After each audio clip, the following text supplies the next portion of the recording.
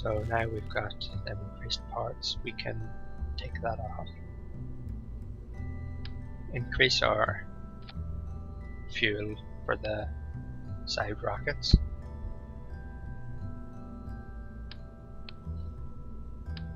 Increase the amount of fuel in the space stage, I suppose you could call it, and swap out that inefficient engine for the more efficient one.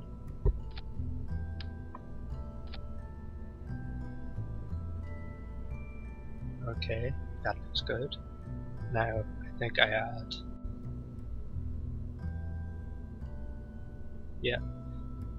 add some batteries in here just to increase our electric charge.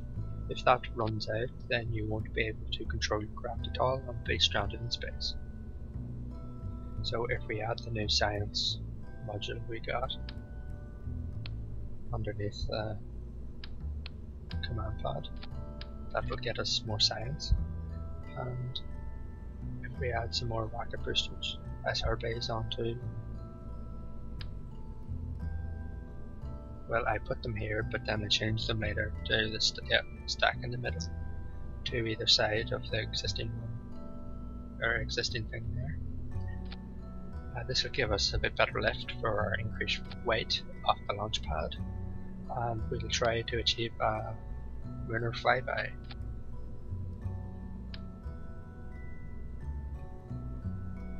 Just struggling a bit to get this connected. Sometimes it just doesn't. Just have to take it off and try again.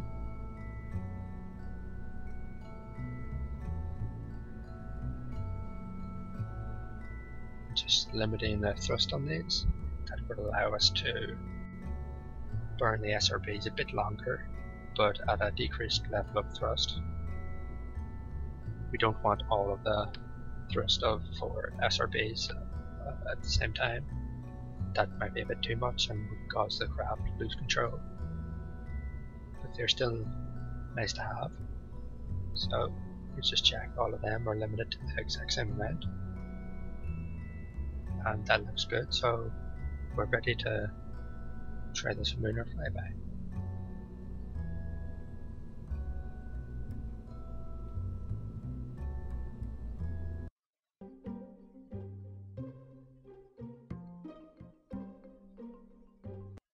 So now we wait for it to load in, and then we launch. Our SRB is providing a good lift, but it is throwing us off course a bit, so I'm having to slightly manually correct that. I've noticed our staging for 2 sets of the boosters, sorry, 1 set of boosters is off, so I'm having to adjust that manually in flight. So all 4 will drop at the same time. And then we'll just wait for them boosters to expend themselves and fire up the outer stage.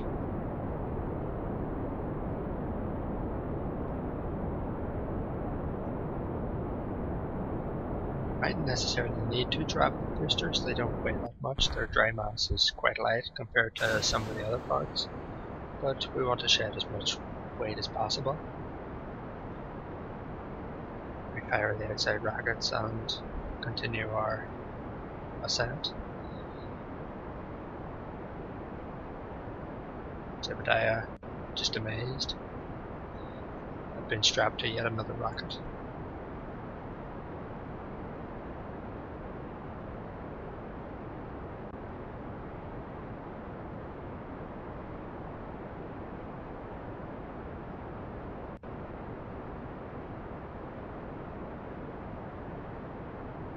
So this game has came along a lot since I first started playing it. There is currently a demo of the older version available for free on the Kerbal website. It still is fun, but there is a lot of features missing. The career mode's not in it at all, as well as many features that are now taken for granted, such as docking and fuel transfer. The game is harder to play then because of that, but the demo will still give you a good idea of of the game and how it is played and how fun it could be, so I recommend checking that out. Currently still in active development though. You can buy it on Steam or from their website. The attraction of this game comes in its modding. Just like other indie games, there is a heavy modding community around it, with massive support for hundreds of mods and various different crafts that the community have created and available to download and use yourself. Some of them are ingenious the way they work, and how some people come up with some of the ideas is pretty entertaining. There's also regular challenges on the forums that people like to take part in. There's a massive community around this game, and it is only new. It seems to be the new format for indie games, to release them in early beta, maybe late alpha, just to get the user base up to continue the development of the game. So we're just going to achieve our regular orbit here at 80 kilometers. And seeing as the moon is nowhere near where it should be for just a straight burn to it, we're going to have to achieve a 80 kilometer orbit and then pick our burn time for when we want to go onwards to the moon. This current stage should help us increase our orbit slightly more. Of course, we don't want this stage to be stuck in orbit either, but we don't have enough fuel for it to get stuck in orbit. Generally, I would stop. If there was sufficient fuel, generally I would stop before it reached, say, 60 kilometers, eject that stage and start burning with the interplanetary stage or the transfer stage. That way the lift stage wouldn't be stuck in orbit, and you're not trying to avoid debris when you're getting into your equatorial orbit.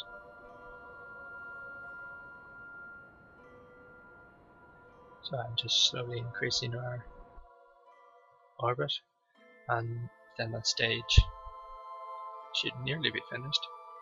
Just allowing my ship to get closer to its apoapsis point. Due to the inefficient engine, it is burning rapidly away from the apoapsis, causing the orbit to not be circular.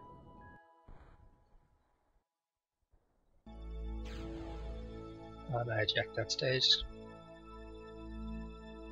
and start burning soon with a much more inefficient smaller rocket that we just unlocked. Just wait till we get past and burn full power with that one, and that starts increasing our periapsis at a pretty decent rate.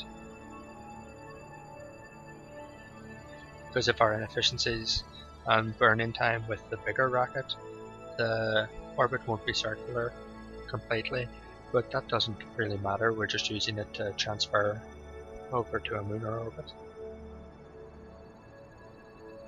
If we were creating a space station, I'd want to try and get it as circular as possible for ease of crew transfers or rockets up to the station. For just a simple lunar transfer, this orbit is more than adequate.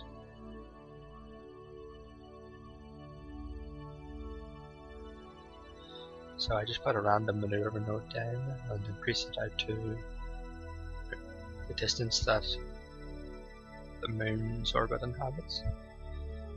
And as you can see, we are quite a distance away from encountering the moon, so I just rotate it around in our orbit till I find a Munar encounter, and there we go.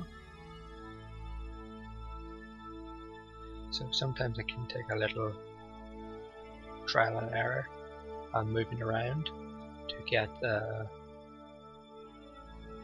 best encounter with the best distance from that encounter, also with the least amount of fuel needed. Of course, having to be very fuel conscious.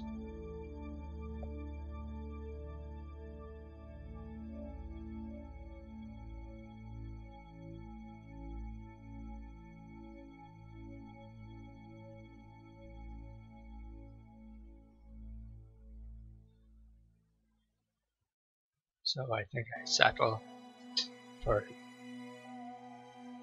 this particular orbit. I try to get it around 60, I think it is. But we'll burn at that and see where we go. Yes, I think I settled for 55, something around there, 57. So if we burn at that and see what happens. Again, generally it's a good idea to burn evenly either side of the moon node. I of course overshoot this because time warp can, with the time warp you can easily overstep your node by mistake. It won't really matter much in this case, we're not that far from it, but you need to be very careful with it. For the interplanetary missions or for any further out missions where a second can make a big difference in your end distance from your target. So I move to the target reticule on the nav ball and wait until a good time to start the burn.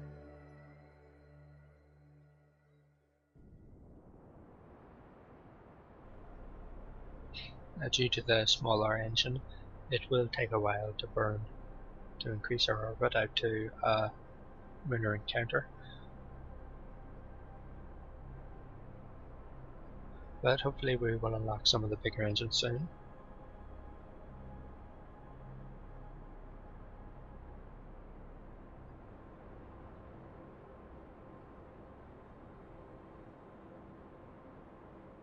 Now the purple dot on the nav, or the pinky purple dot on the nav ball, indicates the target. But of course with orbital mechanics, if I actually flew over there now, the moon would no longer be where it is, having moved along in its orbit. So before the maneuver nodes came in, you had to just sort of guess with trial and error on how to get and achieve encounters. I'm not too sure, but I think in the demo version it doesn't include maneuver nodes, which of course means it is a lot harder to visit other moons and planets. Having to look up angles from while comparing Kerbal to the Sun and your target planet or moon, it was a lot more difficult, yes. We'll just slowly increase our thing. Okay, at the moment we have us crashing straight into the side of the moon. But if I move to retrograde now, I think, just to pull us out a wee bit.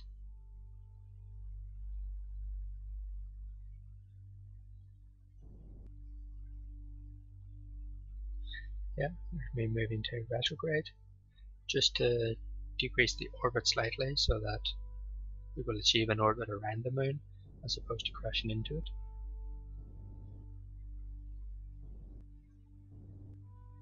That's a good enough speed, but bear in mind that when you come into the moon sphere of influence, which is that orange line,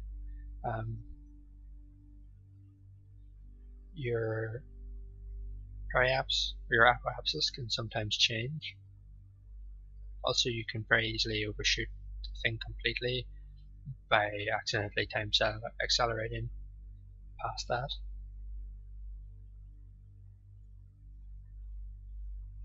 I mess about here now and burn way too early. decreasing my periaps, so I was colliding with the moon again.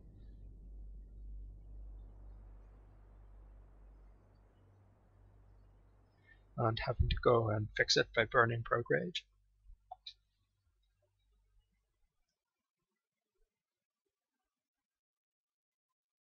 And there's the music for the Munar sphere influence.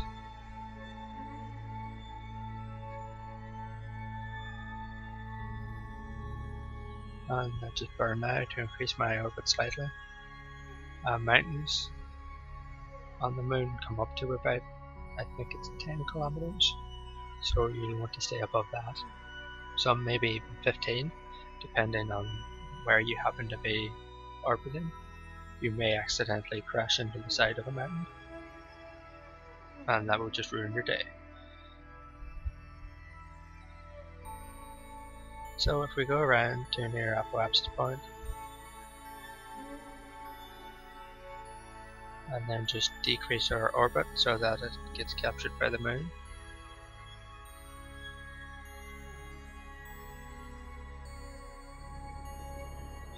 We had plenty of fuel, we could have landed on the moon, but of course our ship was not outfitted with struts or outfitted with landing gear or ladders for the Kerbal to get down, but you don't really need ladders with the lunar low gravity. The RCS pack can actually get you back into your command pod quite easily. So I'm trying to increase my orbit here because it was a bit too low. I burned a bit too soon.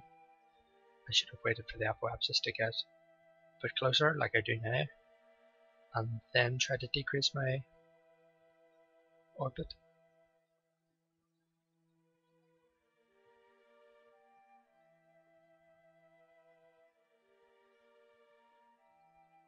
As you can see, this side of the orbit I'm very close to the moon. We'll try and even that out.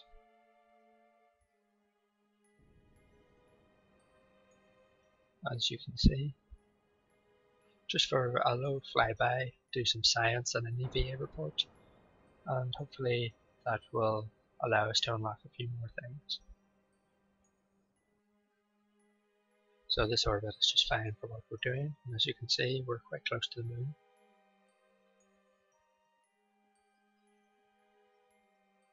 So I turn around to the prograde marker, and time to collect some science. The goose seems to be less dense here. And I'm near the moon, so if I just collect that, do a crew report.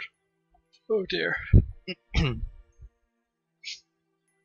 the surface of the moon and try to find a good landing space. Inside one of the craters might be the best option. Well, we're not going to land right now. Jeb, hold your horses, don't get too overexcited. We'll check out our new science thing. The high radiation environment caused a few of the samples to glow. Looks like it would be fun to paint the rocket with. Yes, a glowing green rocket, that sounds amazing.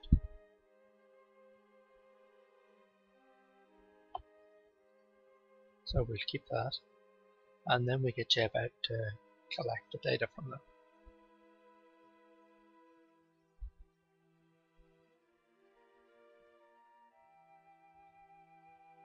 I don't really like to transmit the data if I can at all avoid it, because you do lose a lot of the science, as you can see. We would only recover 20% of the 75, I think that's it, science points, which makes the mission a lot less. Or it just means that you have to launch a lot more missions than you would normally, just to unlock parts. Now for the further away missions, that may be your only option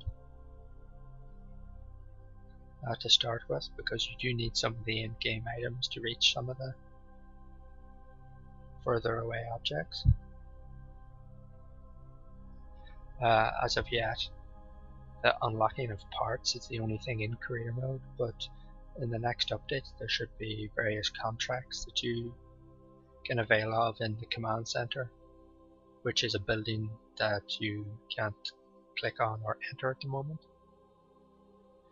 But in the next update we've been told that we can, just doing an EVA report here, in the next updates we've been told that you can enter this building, accept contracts for money. Maybe that means that now the cost of the items will come into play and you only have a set budget for that mission that you can't exceed. That'll bring an interesting challenge to the game, of course, where you mightn't be able to just build a massive ship and go and achieve this challenge easily. You'll have to be economical with your parts.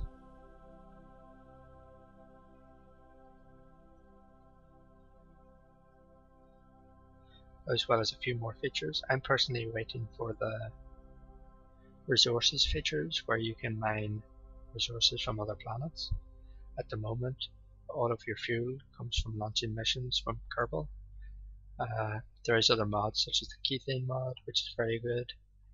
That allows you to mine this mineral Kethane from any moon or planet, even Kerbal itself, and turn that into fuel. Or just burn the Kethane directly, I believe. There's some rockets that do that. This would be a lot more reasonable, meaning that you would only have to survey the land and gather this Kethane, and that way you could easily get home from a far distant planet without building a much bigger ship and carting the fuel needed to return home with you. So maybe in a modded series, the Kethane mod is one I would include.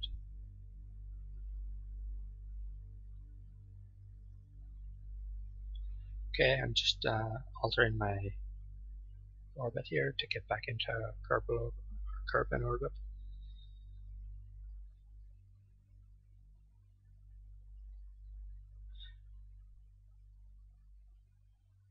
And of course time warping to the correct point.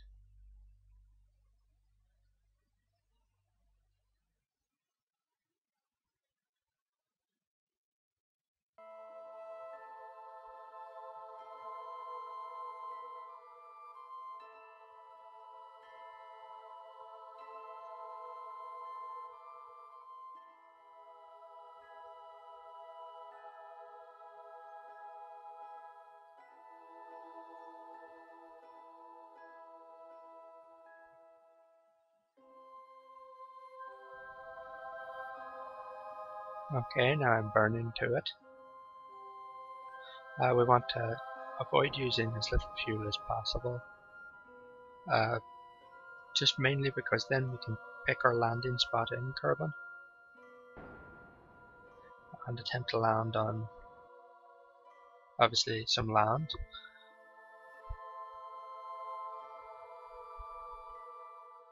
Which would be much better than trying to land on the ocean. Obviously we'll be aiming for the space center itself and seeing how close we can get to that. The good thing about being this far out is it takes very little fuel to adjust your orbit. Okay, just cancelling that maneuver mode. And time warping around.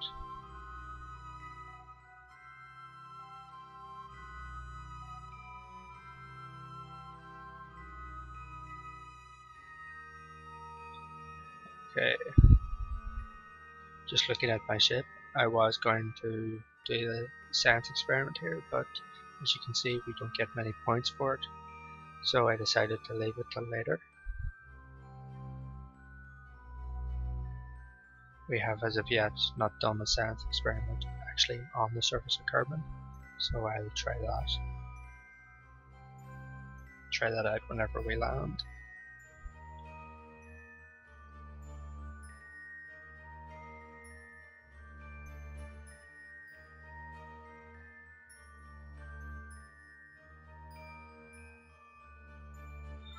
And of course I accidentally overshoot the first time and have to come around again,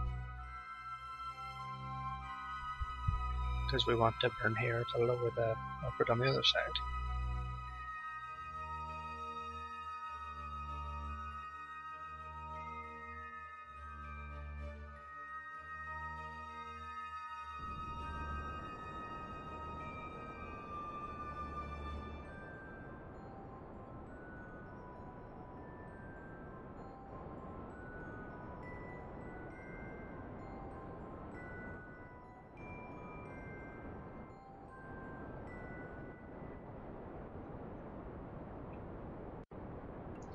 Now I want to lower to just in the atmosphere, and that'll help me lower the other side without expending much fuel. The atmosphere of course slowing us down and lowering the orbit for us without us having to do anything. Slight air brake maneuver.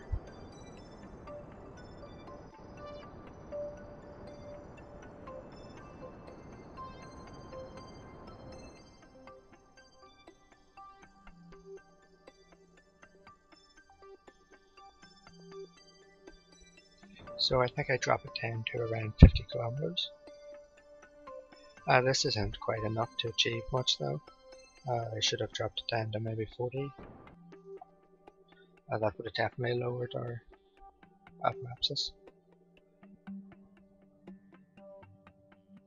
So to lower it even further, I expend a very small bit of fuel. As you can see, we're now in atmosphere.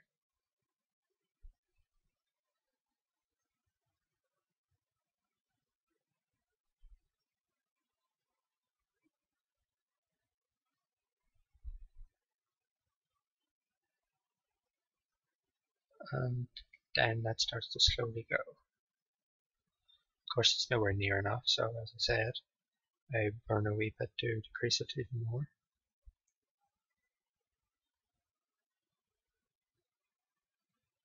Actually burning maybe a bit too much.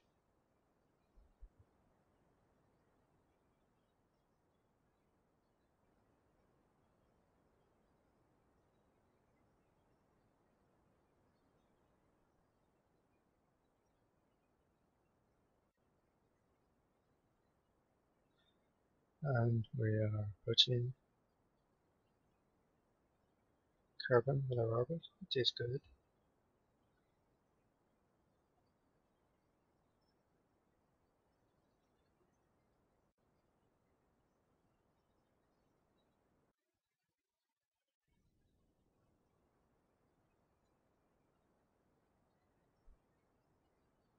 And as you can see, I burnt it down way too much. So having to try and increase that slightly. Even just to achieve a slight suborbital flight, just so the orbit will carry us closer to the space center. We have enough fuel at the moment to do that, no problem. So I increase it, meaning most of the orbit is out of atmosphere.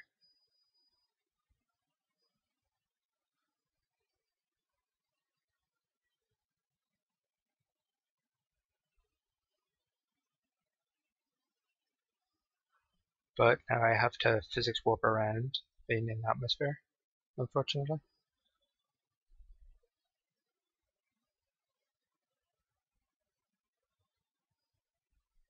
Just checking out the ship again.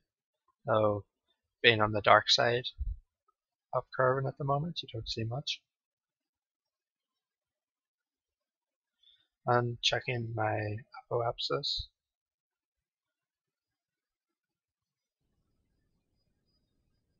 Trying to keep it around 80.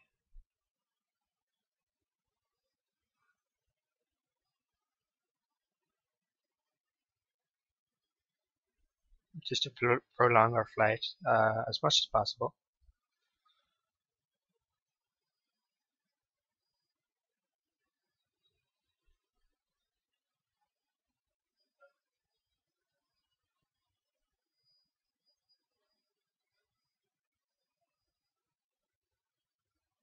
The problem with physics warp is it is slow, and if you're doing something like this, it does take a long time.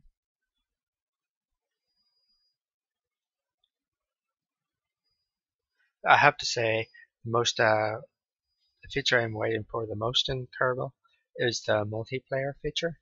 There's currently a mod out which allows a form of multiplayer, and the great thing about Squad and the Kerbal development is that if they see a good mod that they think would be relevant in the actual game, they will both take that mod on board and employ the developer of that mod. They may change it slightly, like docking.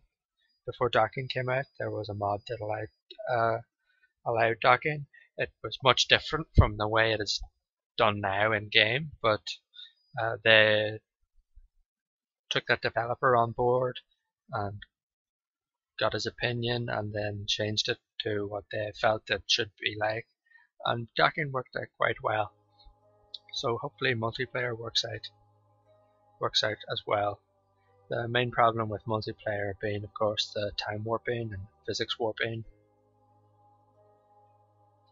But hopefully somebody will work something out.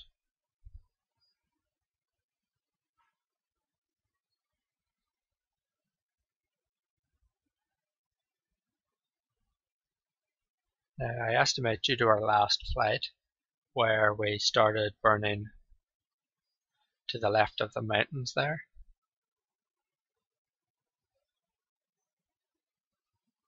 and it ended up slightly too far ahead, that maybe this time we will burn a bit further away, and hopefully that would mean we would land closer. The only problem with this hypothesis is, of course, I ran out of fuel mid-burn, and now, as you can see, I'm going to land much further away than the last time.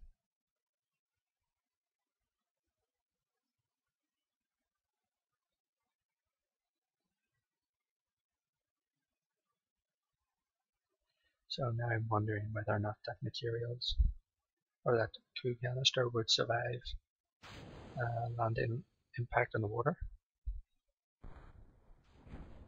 That ejected so fast because I was currently in physics warp. Just reorientated myself to retrograde. Not that it matters with this particular craft. It maybe would matter with a very big craft, but it would have no effect whatsoever on something this size. Jebediah, of course, is amazed yet again. He's just been the first Kerbal to ever get up close and personal with the moon, and maybe in the next mission he'll get even more personal. As long as he doesn't get too personal and crash straight into the side of the moon, everything should be fine. So of course atmospheric drag altering our trajectory a wee bit, so we land a bit sooner.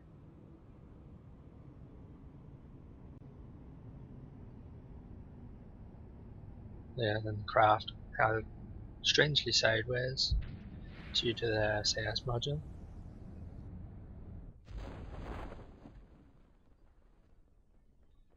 And now free time warp down to splashdown.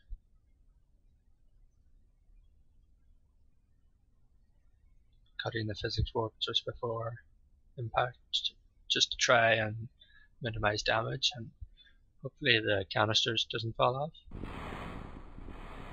Sometimes they do and sometimes they don't, so we can observe it in water, and it has escaped. Hopefully our radioactive goo now doesn't affect the ecological system of that area.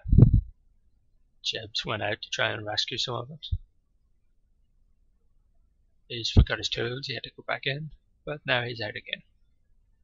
He's away to gather as much of it out of the ocean as he can, just scooping it up in his hands, removing the data, and shoving it all into the command pod. I'm pretty sure the scientists can fix the goo all over the floor later. And now recover that vessel, and we get quite a lot of science from that. So now we can unlock quite a few things, which will enable us now in our next mission to maybe visit the moon. So this is the first thing I want to unlock to get that extra engines.